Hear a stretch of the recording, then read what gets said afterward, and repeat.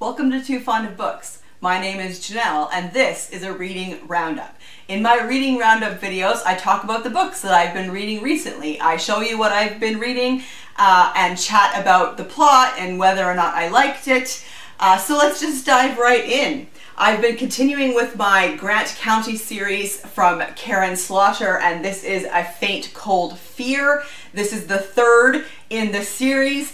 And it is classic Karin Slaughter. It was pretty good. In this particular book, there is a suicide of a boy from the college in their town that they are investigating. And while they are... No, I'm not going to go any further because what happens in these books, I don't want to reveal any of the... She's so good at surprising you, isn't she? Like, and sometimes like right from the very beginning. So I'm not going to say any more than that. This was good. It was maybe not my favorite of the series, except for the character development in here. So you have Sarah Linton, who is the coroner and pediatrician in their town. Her ex-husband, Jeffrey Tolliver, who is the chief of police.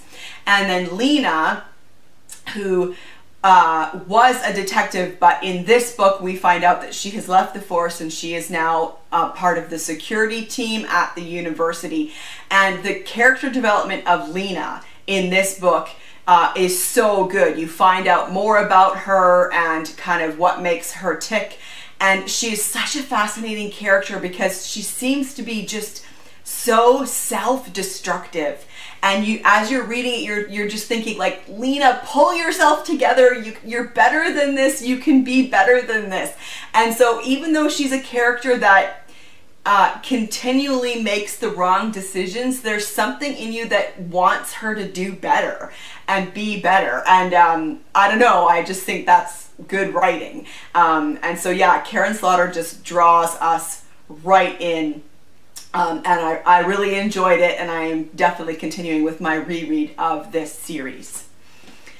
And then I did, and this is another reread, and this one was in preparation for Cloak and Dagger Christmas, and this is The Affair of the Mutilated Mink Coat. This was so much fun.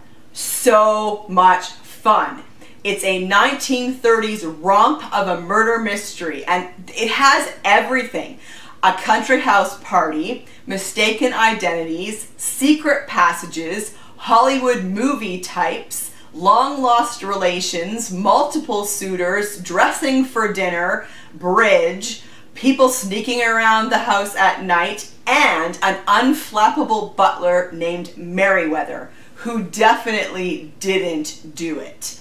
So this is the second in this series, written by James Anderson. This is from the 80s, 1981. So I'm not sure, I'm hoping that you can get a hold of this book. I'm hoping that it's available like on Kindle or something, or from your library, because it is so much fun. I just loved this reread. And also, I just found this super fascinating. So it's set in the 30s in England, in a country house where there is an earl. I think it's an earl. Yeah, the Earl of Burford.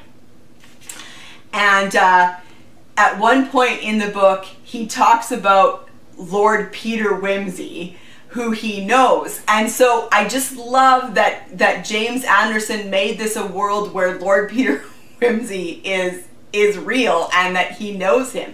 Lord Peter Wimsey, of course, is the detective, amateur detective from Dorothy L. Sayers mysteries. But he does not stop there. I mean, this book really is just a giant love letter to the golden age of detective fiction. He references Ariadne Oliver. He talks about a book that she's written. So what I love is that rather than it being the world of the authors, this world is the world of their characters, which I love that. So he mentions a book that Ariadne Oliver has written. He mentions Sir John Appleby as a real detective, and Sir John Appleby is the detective from Michael Innes series. He mentions Roderick Allen as a detective, and he's the detective in the series by Nia Marsh. And he mentions Annette de la Tour, which is the pen name of Dr. Judd in Edmund Crispin's Gervais Fenn series. And then so I just loved that he mentions those detectives and characters like they're real. And so yeah, I just super loved this read. It was just so much fun. It was lighthearted, and it was just exactly what I needed to read at that time. So if you can get a hold of this book, if you can find it, The Affair of the Mutilated Mink Coat, I highly recommend it. I read The Kitchen Boy by Robert Alexander. This is a book from the early 2000s, I think. 2003. It's not very big. It's a short little book. It's, as it says right on the front, it is a novel of the last Tsar. So the book is essentially the story as told by the narrator to his granddaughter. So he tells her the story on a video recorder because he is he knows that he is going to die soon, and she needs to know certain information. So he tells this story. He's the kitchen boy in the House of Special Purpose in Russia, where the Tsar Nicholas and his family were moved shortly before their death, and it tells the story of the days leading up to their death, and then a little bit of what happens afterwards. It was really good. It was very well written. I was drawn right in, and the scene describing when they're taken down into the cellar and killed was harrowing. It was just horrific. But just fascinating. The story as a whole was just super fascinating, and I find it so interesting, our continued interest in the Romanov family and what truly happened to them. That there are things that we'll just never know for sure. But yeah, so if you have any interest at all in Russian history, this could be the book for you. This is also just a well-written historical fiction, and yeah, I really enjoyed it. A Perilous Undertaking by Deanna Raybourn. This is the second in her Veronica Speedwell mystery series. This is a Victorian series set in London in 1887. I gave it 4 stars. It was good. It was really good. This is told in the first person from Veronica's point of view. Miles Ramsforth is facing execution in a week's time unless Veronica can find the true killer of artist Artemisia. That's not her real name. That's the name she chose when she became an artist.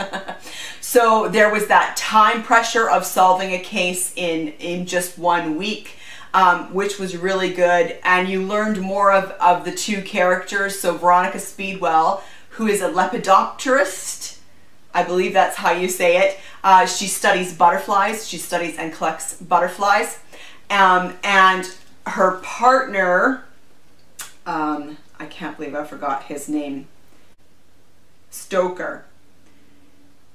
He is a natural historian, and his area of interest is taxidermy.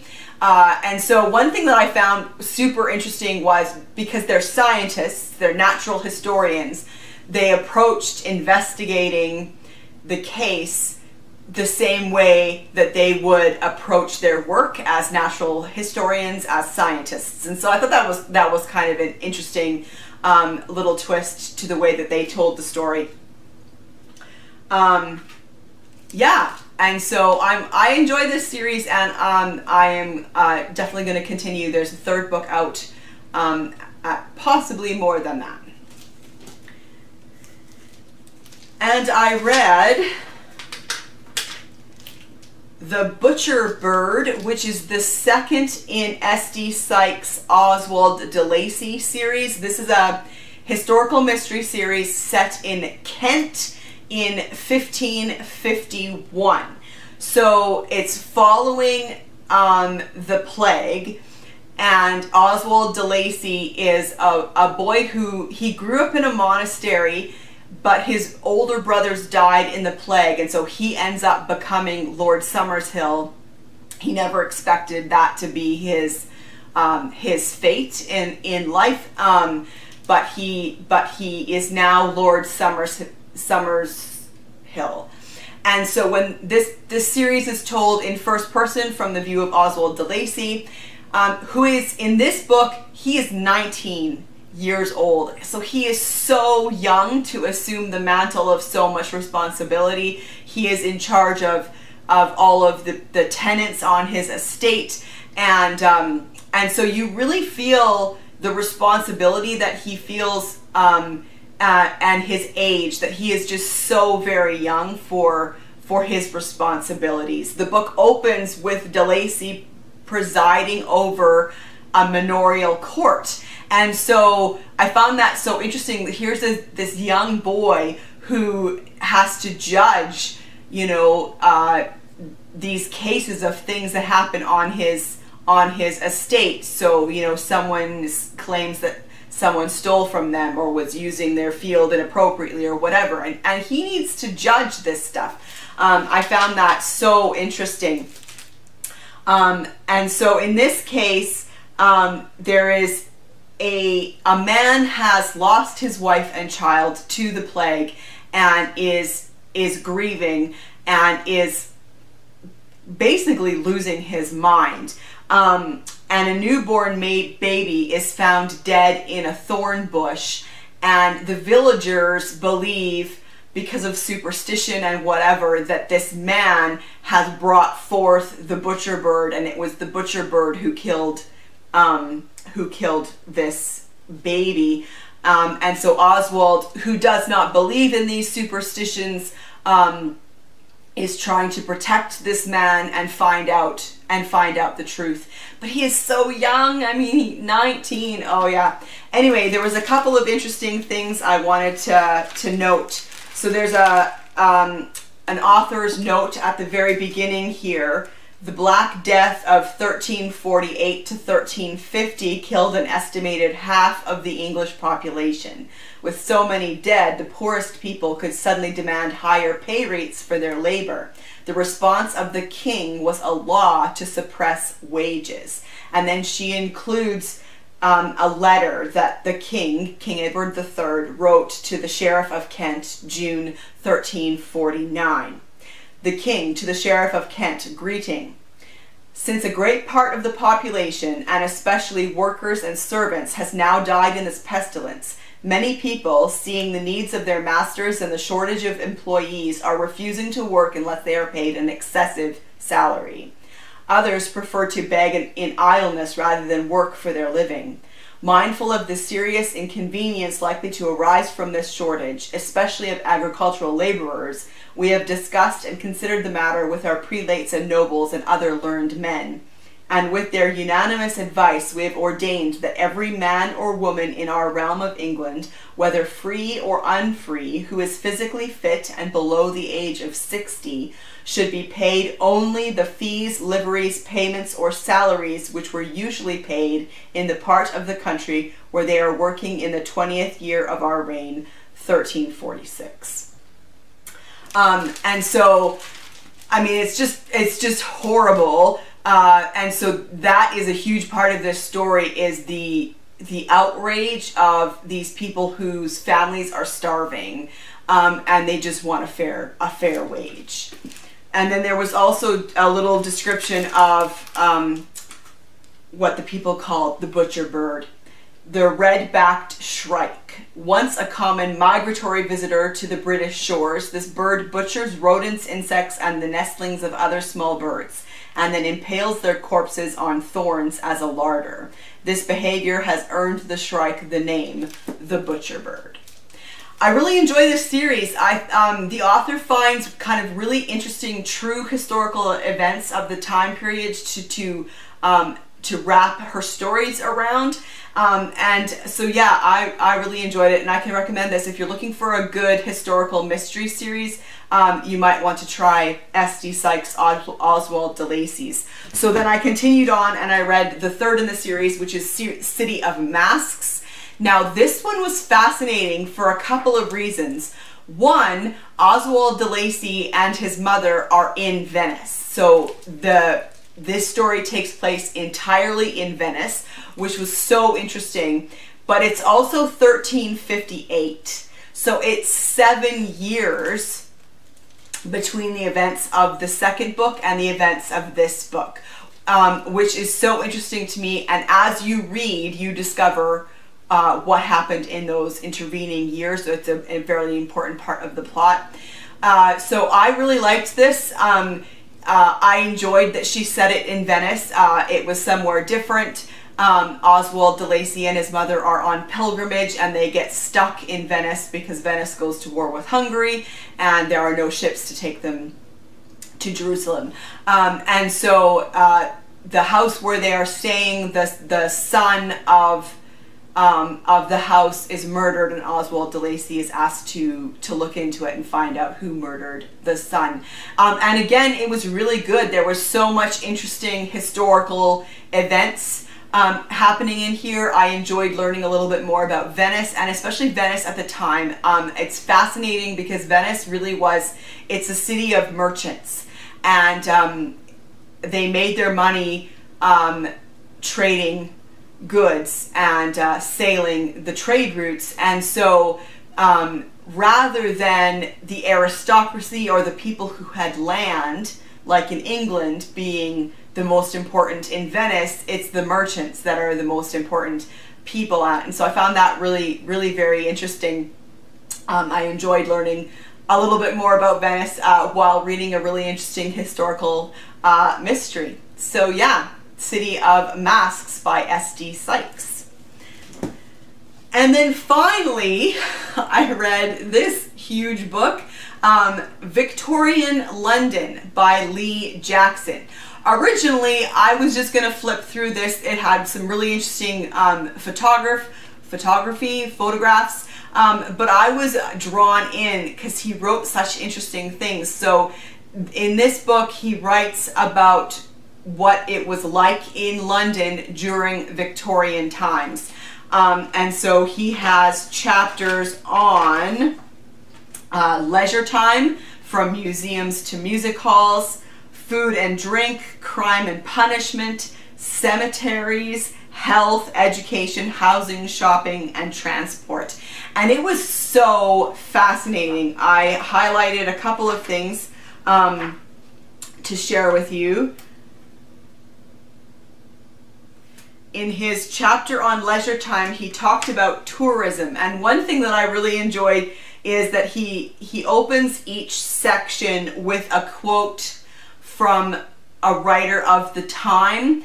And so he opens this one with Charles Dickens Jr. in Dickens' Dictionary of London 1879, and he says, "Sightseeing, in the opinion of many experienced travelers, is best avoided altogether. One piece of advice to the intending sightseer is at all events sound. Never go to see anything by yourself. If the show be a good one, you will enjoy yourself all the more in company. And the solitary contemplation of anything that is dull and tedious is one of the most depressing experiences of human life." Yeah, so I thought that was good. And then he also talks about the Great Exhibition. So here's an example of what one of his pages looks like with some photographs. This is the Great Exhibition.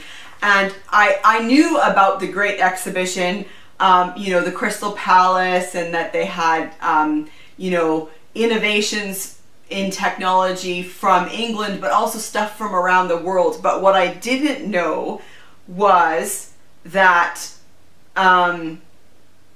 6 million tickets were sold in 6 months. At a time when Britain's total population was only about 20 million. In the provinces, whole towns and villages seemed to empty overnight when the local excursion club made the train journey to the capital. I just thought that was fascinating. And then here, when he's talking about cemeteries, he talks about how the local churchyards in London were just completely overcrowded and completely full. And so the very first purpose-built cemeteries came into being. In the 1920s, however, the barrister George Frederick Carden saw a gap in the market. He began to promote a novel business venture which he hoped might serve a dual purpose: to make a profit for those willing to invest their money, and to alleviate the overcrowding of London's ancient churchyards. He proposed to revolutionize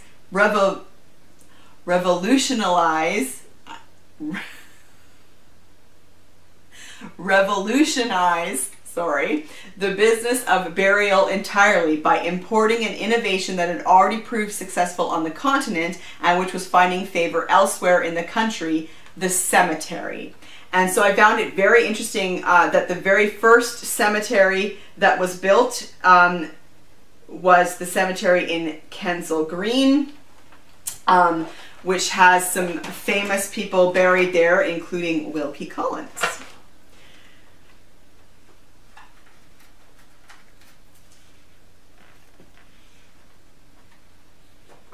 And then I just had to show this picture because this is Victorians for you right here. Isn't that gorgeous? I showed this to my husband and he thought that it was maybe a pub or something. It is a sewage pumping station, right? Seriously. And that's the Victorians for you right there, right? You gotta love it. It is so beautiful and so ornate, and it is the engine room of a sewage pumping station.